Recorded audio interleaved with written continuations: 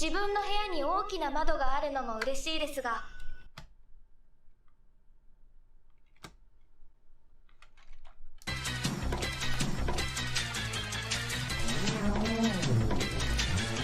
窓。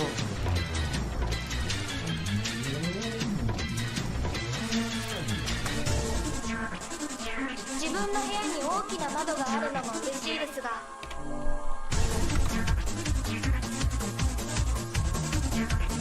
窓。自分の部屋に大きな窓があるのも嬉しいですが。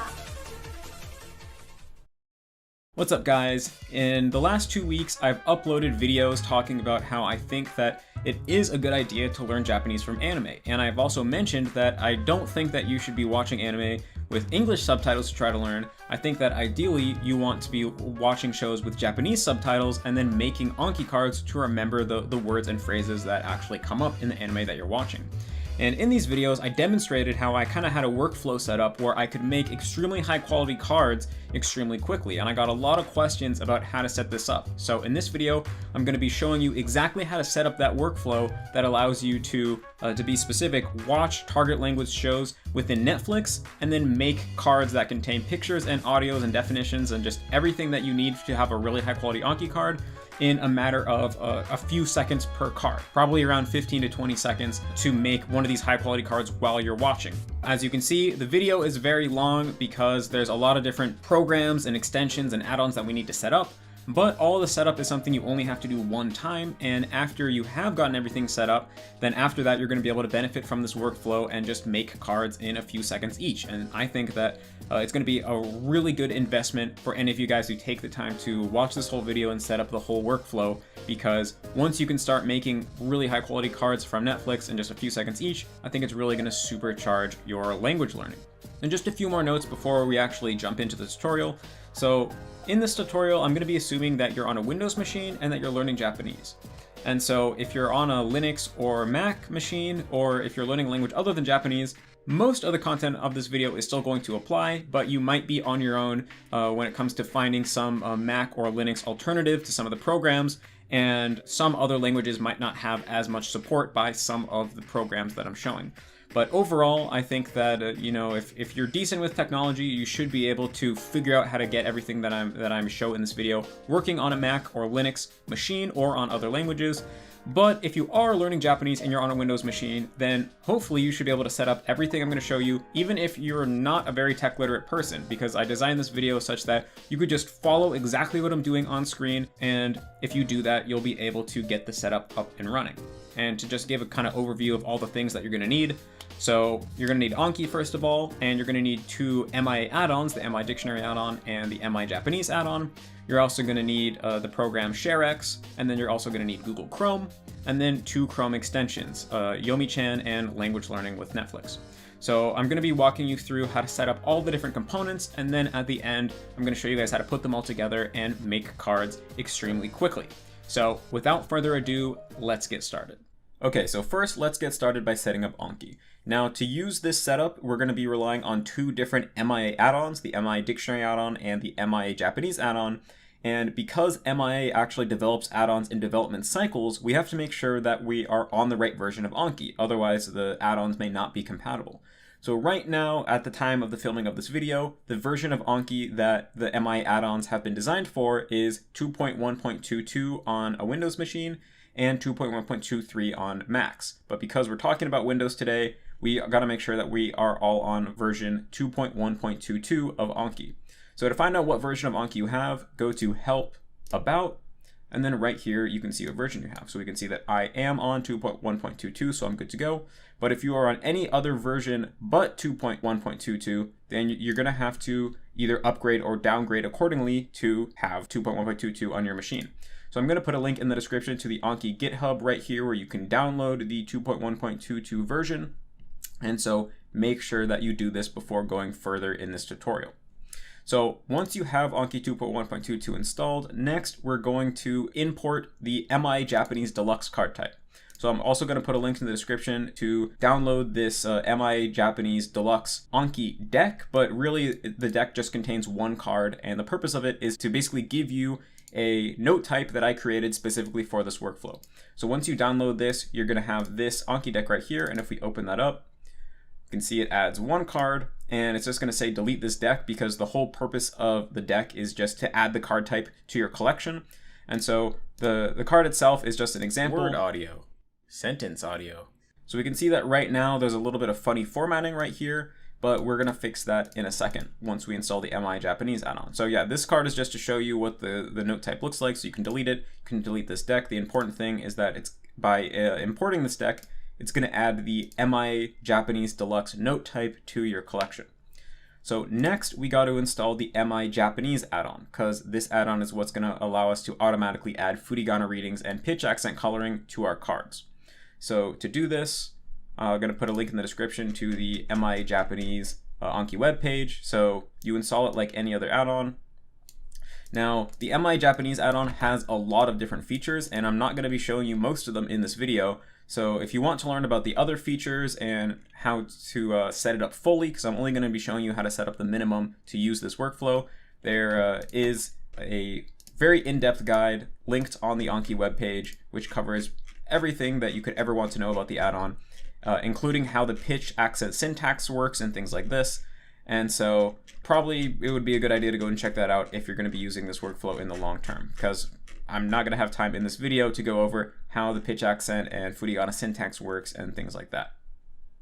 So anyway, let's go ahead and install the MI Japanese add-on, which we do like any other add-on by just copying the code and then going to Tools, Add-ons, Get Add-ons, pasting it in and hitting OK.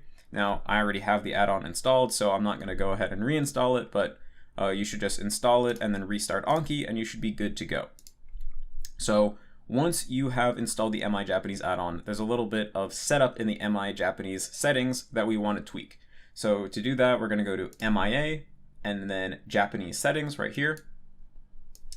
And first of all, if any of these two are checked off, you probably want to uncheck them. Graph on hover front, graph on hover back. I guess that most people will find them a little bit annoying, so you can just turn those off. And so what we really want to do is go over to the active fields tab right here. And we're going to be basically adding the special syntax and special JavaScript code into the MI Japanese Deluxe note type. So basically, if you just follow exactly what I do here, you will get the result that I showed at the beginning of this video. So you want to go to All Profiles in this first dropdown here. In the second dropdown, you want to select the MI Japanese Deluxe note type. So right here, MIA JPN DX. And then it's going to select the next one automatically. And then in the next one here, you want to choose Sentence, keep it at front, and then keep it at kanji, and do Add.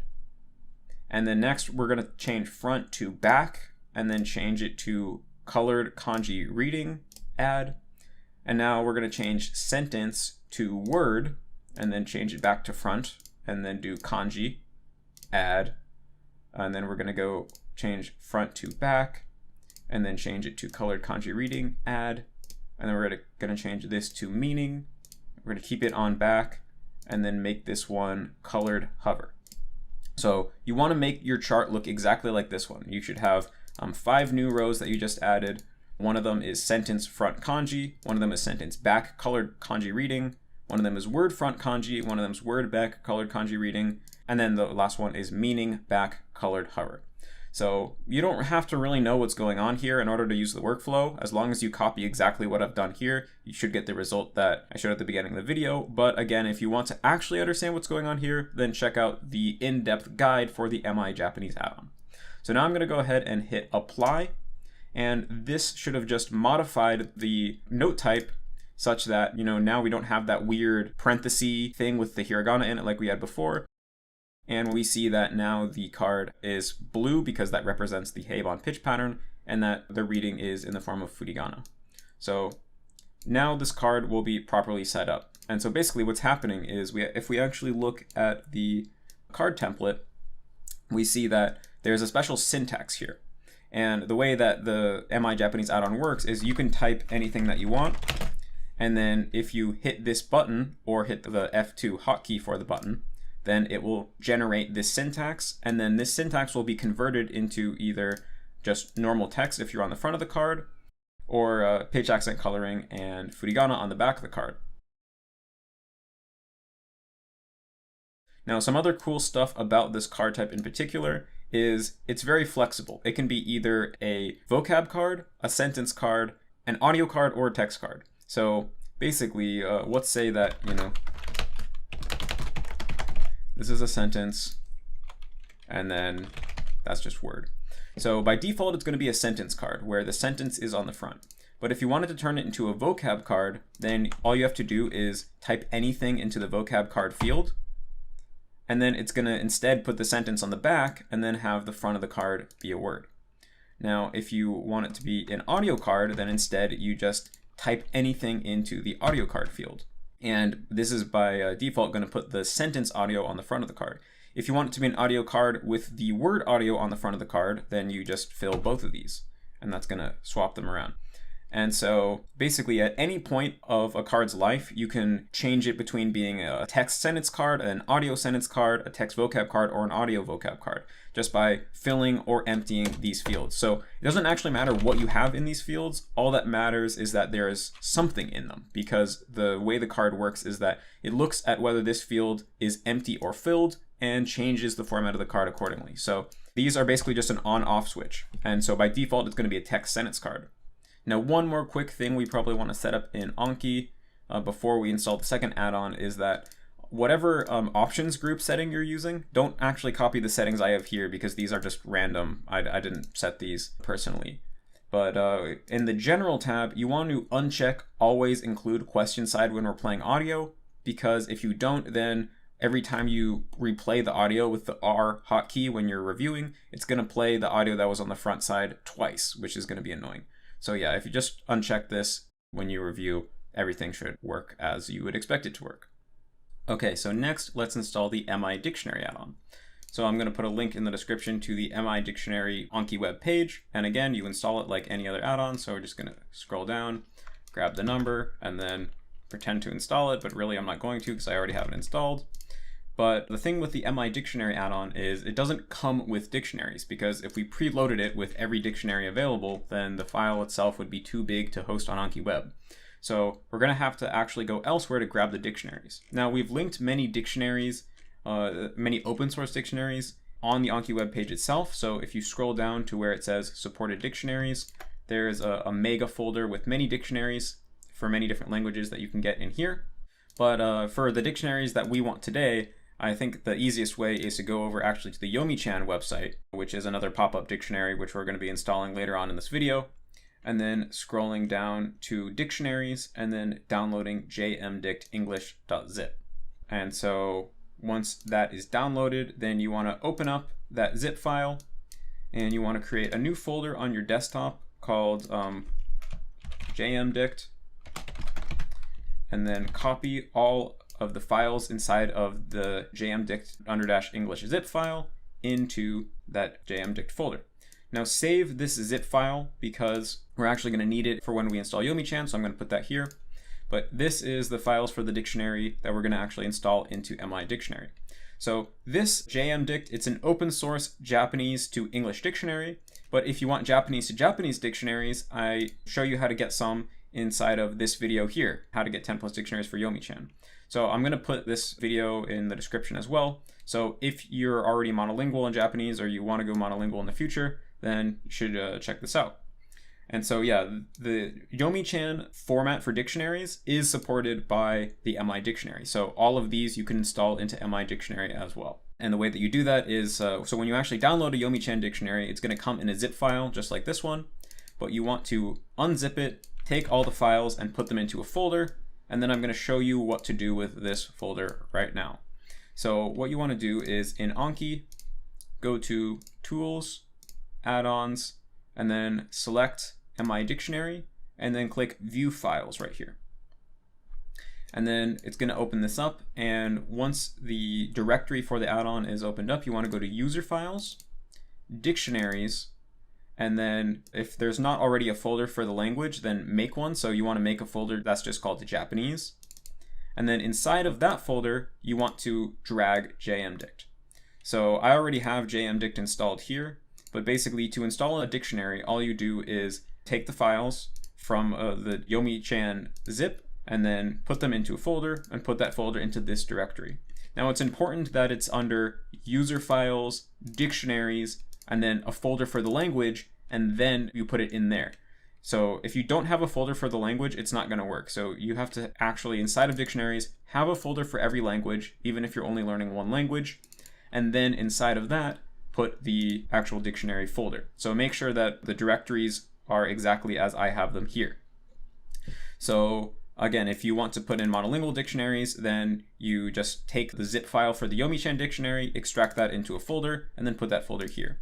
So once you drag the dictionary folder in and then restart Anki, then it's going to automatically start importing the dictionary, and importing the dictionary itself might take a couple minutes, but that only happens the very first time you open Anki, and after that there will be no loading time or anything, so the dictionaries will already be imported.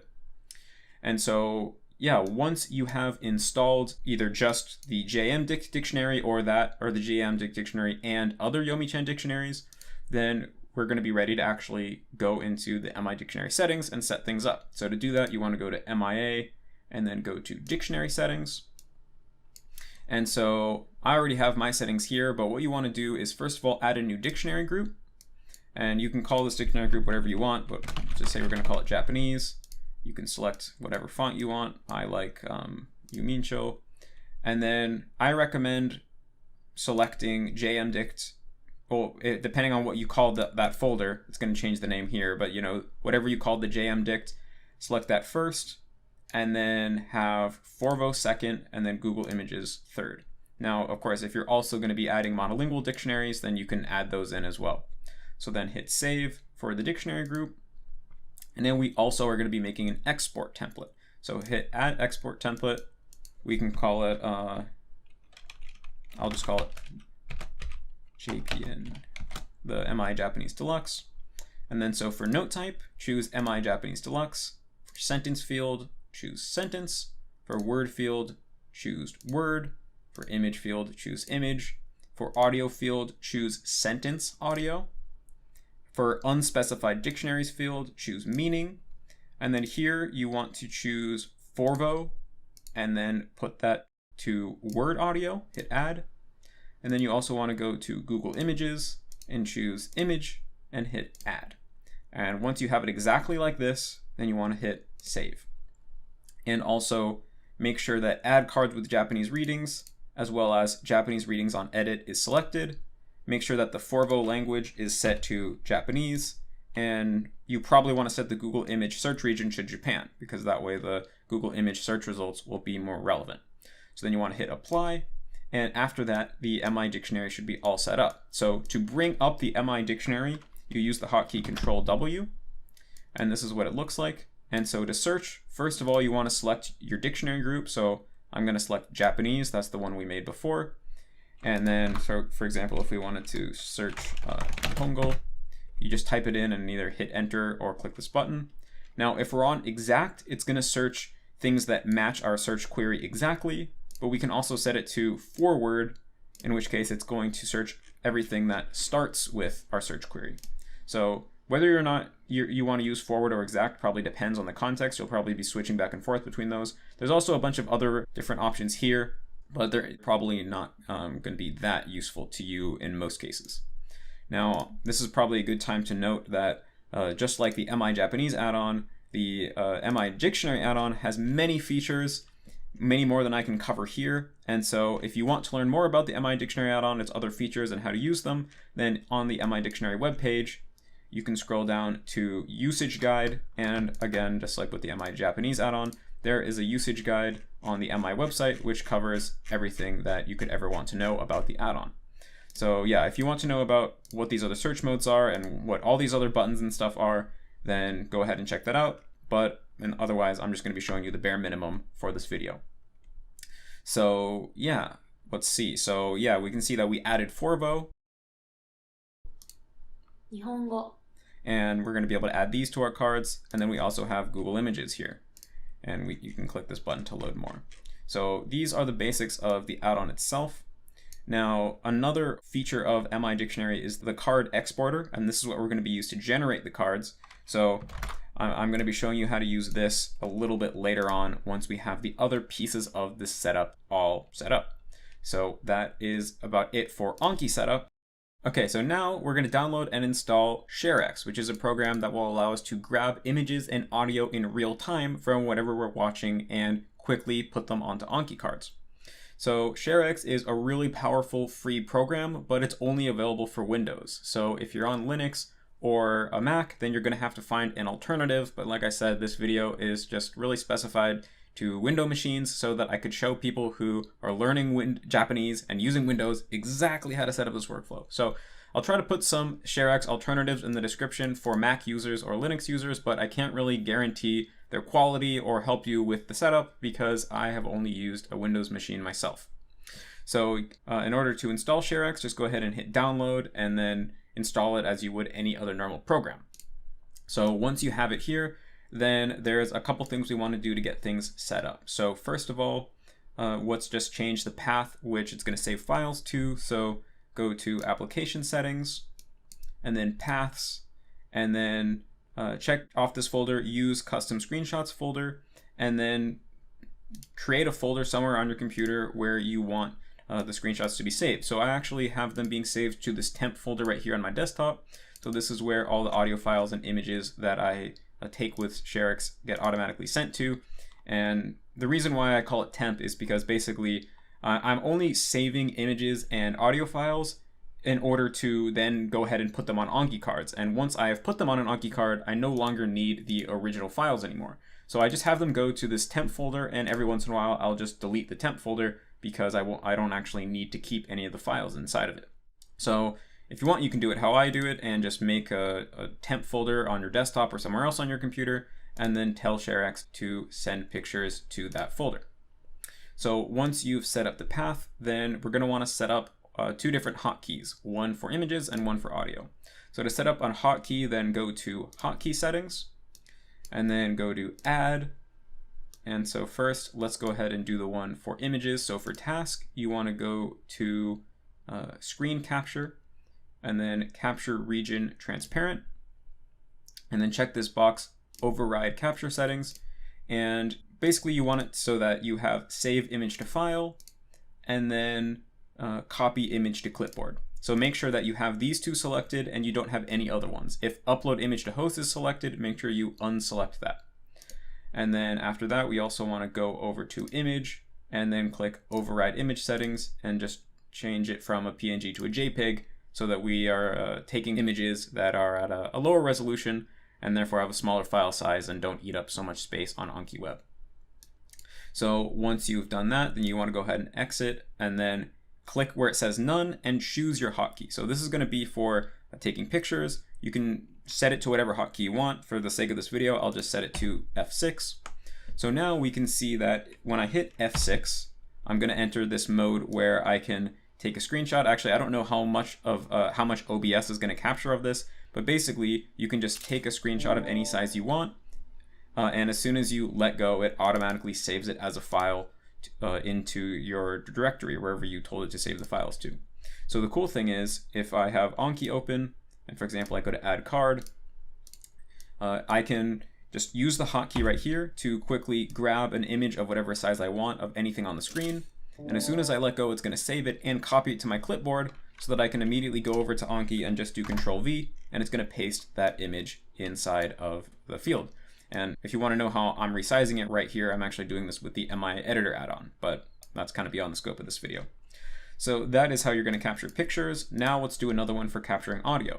So go ahead and hit add, and then this time go to task, screen record, and then stop screen recording using active window region. And then hit the override capture settings. And then for this one, you want to have it to save image to file, and then also copy file to clipboard. So make sure that these two are selected and none of the other ones. And after that, you want to go over to capture and then click this button, override capture settings right here. Then go to screen recorder and click on screen recorder options. And then here, first you want to hit this download button, and it's going to download FFmpeg, which is a thing for converting files, and it's necessary for setting this up properly. And then after that, for video source, select none. For audio source, select virtual audio capture, which should be there after you download FFmpeg. And then for audio codec, choose MP3. And then you should be good. So you can close it, close this, and then set this hotkey to wherever you want it to be. So for this one, I'll set it to F7. And to set it, you just click this button once and then click whatever you want the hotkey to be. So now, whenever I press F7, it's gonna start recording whatever sound is coming out of my computer itself. And then when I hit F7 again, it's gonna stop recording, save it to a file, and then copy that file to my clipboard so that I can just paste it into wherever I want on the card. So here, this audio file is going to be just a blank file with no sound recorded because no sound was coming out of my computer. But I'm going to show you guys in a little bit how you can use this to record the audio from Netflix and then put that quickly onto a card. So that is the setup for ShareX. Okay, so next we're going to install the Chrome extension called Language Learning with Netflix. So this is a free extension that's going to allow us to learn our target language from Netflix much more effectively, and you'll see why in a few moments. Now, like I just said, Language Learning from Netflix is free. Now, they do have a paid version of the extension that has more features, but you do not need any of the paid features. In fact, I don't think the paid features are useful at all. So this whole setup is not going to cost you any money. So anyway, let's go ahead and install it. So I'm just going to click Add to Chrome, click Add Extension. And then it's going to have this little pop-up here with the instructions, but I'll show you how to do everything that you're going to need. So once it's installed, go ahead and start a target language show, or a show that has target language audio and subtitles. So let's just go to Japan Sings, because this is one that has Japanese subtitles even without a VPN. So I guess we need to refresh the page after reinstalling, or after installing the extension. So here it's going to say select your native language, choose English. Okay, so this is what it's going to look like immediately after installing the add-on. Let me just extend it out a little bit here. So there's a few settings that we're going to want to change. So first of all, we see that there's like Romaji, which we definitely don't want. And so let's just go to the settings, which you can access right here. And we'll just go through what I recommend to be the settings that is best to use. So for vocabulary highlighting, just keep it as disabled. We don't need that. For forced original tracks, turn that off. For show transliterations, I'd say just no transliterations. For translations language, you probably want it to be in English. Keep on show human translation, but for hide subtitles, put hide translations. Playback speed normal, highlight saved words, no. Show subtitles control, that's fine. Hide playback bar, that's fine. For on mouse hover, do nothing. On left click, do nothing. On right click, do nothing. We don't want any of these features. Show subtitle list view. Yeah, we want that. I think that's this thing. Show subtitles below video. I prefer to have this off. Basically, you can choose to have the subtitles always below the video, like this, or you can have it more like how it is by default, where it's just on top of the video. So that's going to make the video itself bigger. So I prefer this mode. And override arrow keys, yes. And so yeah, everything was fine. So this is how you want to set it up, and it's going to make it so that, oh yeah, last thing, make sure you turn on the AP, the automatically pause, on, because that way it's going to pause after each subtitle line. So this way we can see that by default, it's going to just show the Japanese line. And then if we hover over below the Japanese line, it will show the English. So this way we will only see the English when we need it, and we can try to first understand the Japanese before we rely on the English translation. So I think when you're at the beginning of the process, having the English translation can be useful, but again, you don't want to rely on it. You want to first see if you can understand it with just the Japanese, and only then look at the English. And once you start to get past the beginner stage, you want to completely remove the English and try to be understanding everything entirely in Japanese. And also, you'll notice that, yeah, because we turned on this automatically pause mode, after each subtitle line, the show will automatically be paused. And I think this is really good for the beginning stages of the process, because otherwise the subtitle lines are going to be going by too fast for you to keep up with, and this is going to make it hard to learn from. So yeah, I think it's better to have it automatically pause after each subtitle line so that you can take your time and spend as much time as you want understanding the line, and that way you won't feel rushed and you'll be able to learn more effectively. So this is all the setup for the Language Learning with Netflix extension, and now we only have one more thing to install, which is Yomi-chan. So there is a built-in dictionary within the language learning with Netflix, we already turned it off manually, but there is a built-in dictionary where you can click on a word and get a definition, but I don't think the dictionary is very good. Also, it's limited because it doesn't let you change the parsing, and I don't think the parser is very good with Japanese. And so we're going to install our own pop-up dictionary, which is Yomi-chan, which is going to give us a lot more flexibility when looking up words inside of subtitle lines. Okay, so the last thing that we need to set up in order to use this workflow is Yomi-chan. So this is basically just a very versatile pop-up dictionary where you can install your own dictionaries and use them to look up Japanese inside of your browser. So I'll put the link in the description, of course, and now let's go ahead and just add it to Chrome. And so now we have to actually install some dictionaries. So I'm going to go to Yomi-chan here, click on the gear, and now let's see, we got to scroll down. And for most of these, I'm just going to keep all the options by default. But you want to scroll down to dictionaries and then hit import dictionary. And this is where we're going to use this jmdict.zip file from before. So I'm going to go and maneuver to my desktop, select jmdict English. So now it might take a little while to import the first time. And also, if you want to install monolingual dictionaries as well, remember that I have that video on my channel that's going to be linked in the description about how to get monolingual dictionaries for Yomi-chan. So here I'll just fast forward to when the import completes. Okay, so now if we go back to Netflix and load back up Japan Sinks. So the way that Yomi-chan works is that if you hold down Shift and then hover over a word, it will automatically look it up in this little window. And it's pretty powerful because it can actually handle conjugations. So this word right here, oite, is the te form of oku. And we can see that if we hold down Shift and hover over it, it's able to deconjugate the word and find its base form, oku. And it tells us even here that it's in te form. So this is what's really powerful about Yomi-chan. And to contrast it to the built-in pop-up dictionary, we can see that although we turned off the language learning with Netflix pop-up dictionary, it still has these kind of blue highlights here. And these blue highlights are supposed to represent the individual words within the sentence. We can see that, like for here, it gets it right, bukatsu no minna o, but then it thinks that oi is a word right here, and then it thinks that like ki is a word, and cha is a word, and ta is a word. So we can see it's not really good at handling conjugations, and because of this, it's going to allow us to not be able to look up all the words that are actually appearing in the sentence. So that's why instead of just using the default pop-up dictionary, we went ahead and installed Yomi-chan. So we don't actually need Yomi-chan for the card creation process. We're just going to be using it to look up words while we're watching so that we can understand more and pick up some more words just through osmosis without even making Anki cards, and also determine whether a sentence would be a good sentence to turn into an Anki card. So yeah, Yomi-chan does have a feature where you can directly create Anki cards through the extension itself, but I think that using the MI Japanese add-on actually is overall going to be a more quick and efficient workflow. So that's why we're not actually going to be using the built-in Yomi-chan card creation feature.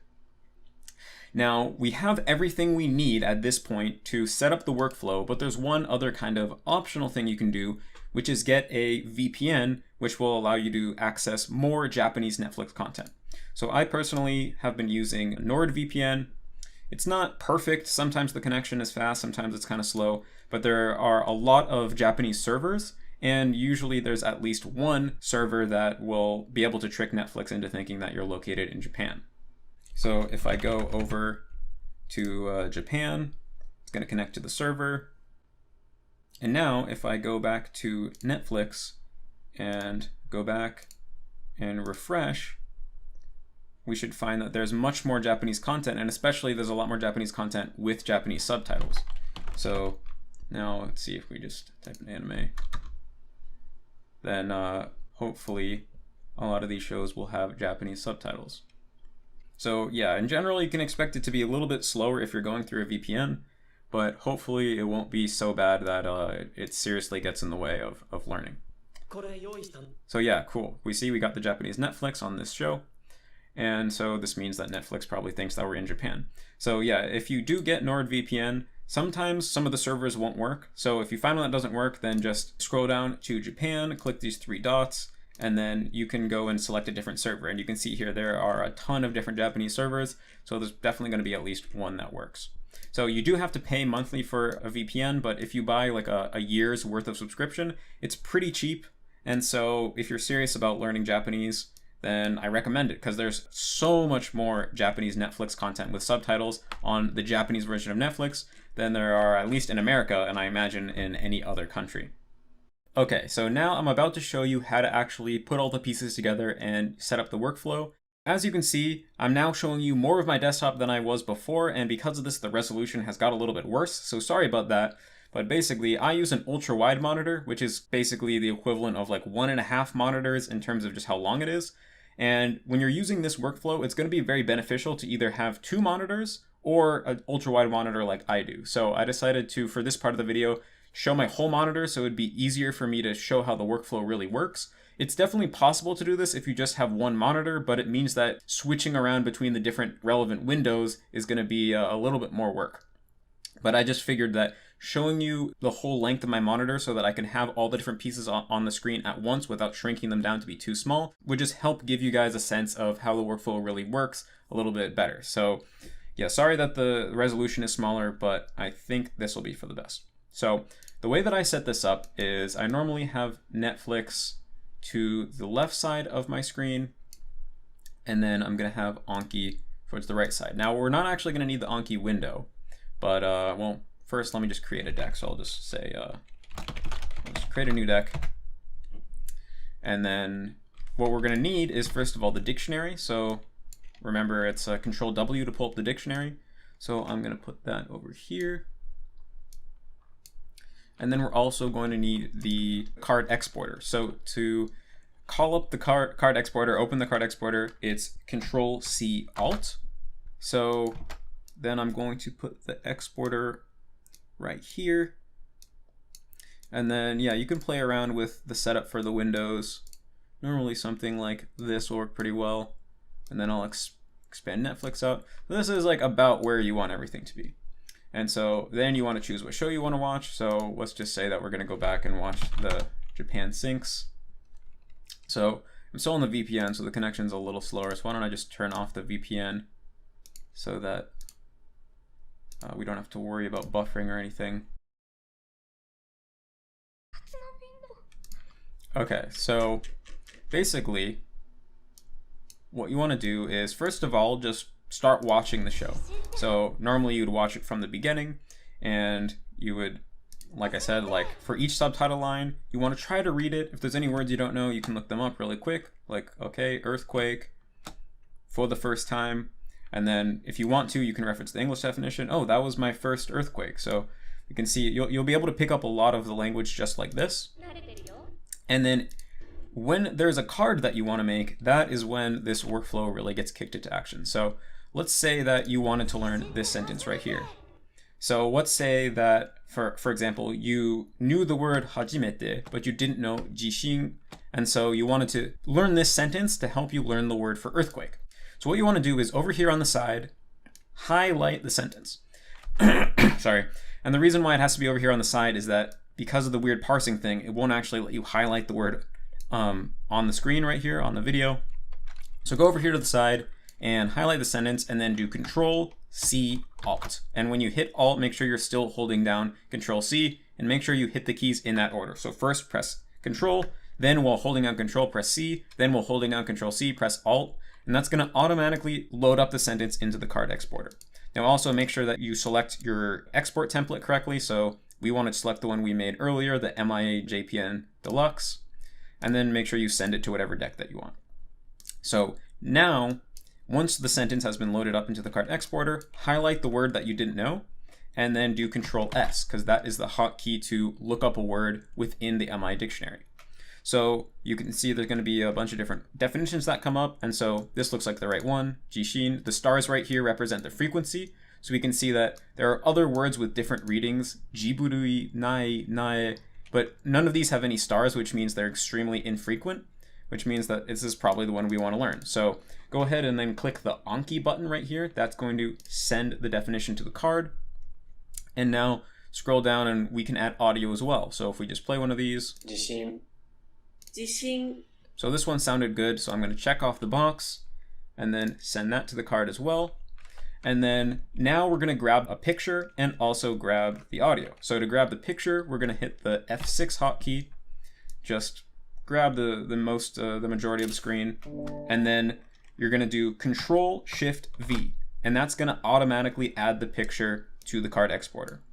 Now we're going to do the audio. Now this one you have to get the timing right, but basically I'm gonna click this button right here, which is gonna replay this line, and then I'm gonna hit the audio recording hotkey F7 at the same time, and then when the line ends, I'm gonna press the F7 hotkey again to finish the recording. So let's go. Okay, so now I just recorded the audio, and now to import it into the card exporter, I'm just gonna use the same hotkey as the image, Control-Shift-V.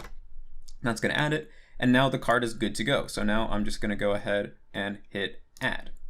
So now if we go into Anki and take a look at the card that we just made, this is what it's gonna look like. So on the front, it just says the sentence, Jishin to hajimete. Look at the back. So we see we have the definition, we have the picture, and then we have both the word audio that we grabbed from Forvo, and we have the sentence audio. Now, again, just like I talked about earlier, if we wanted to make this a vocabulary card, then we could go into edit and we could fill the vocabulary field. That would make the card look like this. So on the front, we just have the word and then have the sentence on the back. Or we could make it an audio card where it looks like this. Sentence on the front. Or we could make it an audio vocab card if we fill both of these, so that then it would look like this.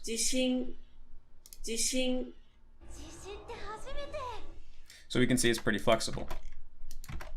So now let me just walk through the whole workflow a couple more times so you can see how once you get all the hotkeys down, it's going to be really fast. So let's say, okay, we're watching nareru to get accustomed to. So kanto jishin oiって言うもんね. So let's say that you wanted to learn that this is the kanji for Kanto, the Kanto region. So, okay, again, I'm going to highlight this, Control-C Alt, look this up, Control-S, add it to the card, and then let's grab audio, Kanto. Add that to the card, and then for picture, we're going to go F6, grab that, Control-Shift-V, and now we're going to grab the audio, Control-Shift-V, and then you can actually do Shift-Enter to make the card. So we can see, okay, that was pretty fast. Now let's take a look at that card we made. Kanto. And this color has to do with what the pitch accent is. Each color is a different pitch accent pattern. Again, check out the MI Japanese guide if you want to learn more about the details. Also, let's say that the reading was wrong on one of these. Well, you can hit edit and then change the syntax. So let's say instead of kanto, this was actually ganto, just hypothetically. We can edit it here and the corrected furigana is going to appear there. So again, if you want to learn exactly how the syntax works so that you can edit it yourself, you can do that in the MI Japanese guide. And so let me just make a few more cards. This time I won't be narrating it, I'll just make them so that you guys can see how fast it would be. So let's say pen. Okay.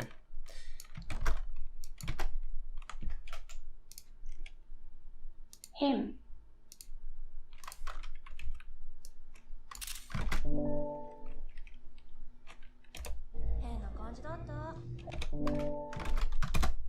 So there is one, pretty quick. I'll do it one more time. It doesn't. Oh yeah, it even has kidoku already read. That's pretty good.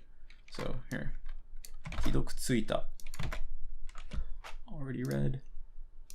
Kidoku.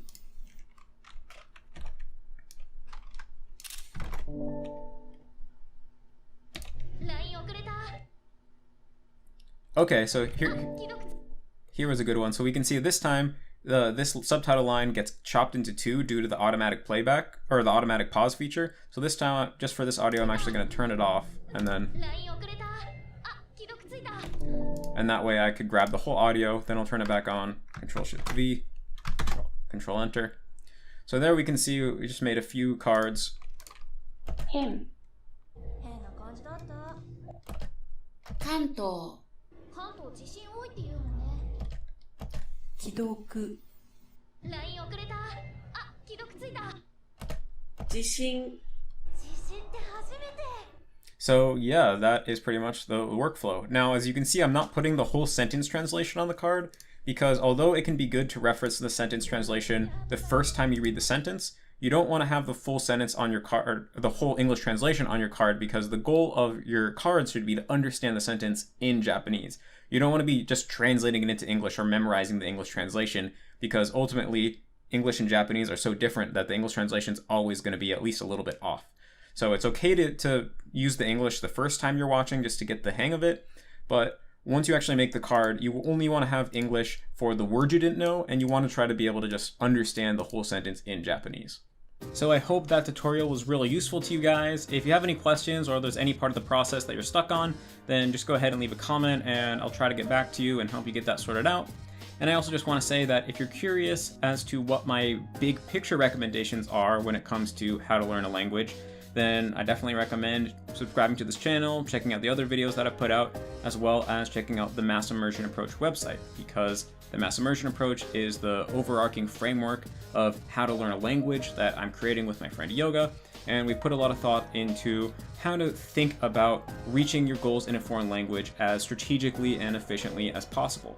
And so, yeah, if you check out the Mass Immersion Approach website, as well as the other videos on this channel, you'll find a lot of advice as to how to think about language learning, where the stuff that I showed you today really fits in, and how you can improve at a foreign language as efficiently as possible. So yeah, definitely check those out. Also, if you want any additional help, then I highly recommend checking out the Mass Immersion Approach Patreon, because over there on the MIA Patreon, we have a Discord community with lots of people who've reached various levels in many different languages. So if you have any questions, a lot of times people in the community will be able to help you out. We also have tens of hours of Q&A content, because every other week I put out a roughly 1 hour long Patreon exclusive Q&A video. And there's also the beta releases of new Anki add-ons that we're currently in the process of refining. So if you liked the Anki add-ons that I showed you in this video, then definitely go and check out what we're currently working on and start benefiting from those as well. So yeah, that's about it from me. Hope this was useful to you guys, and I'll see you in the next one.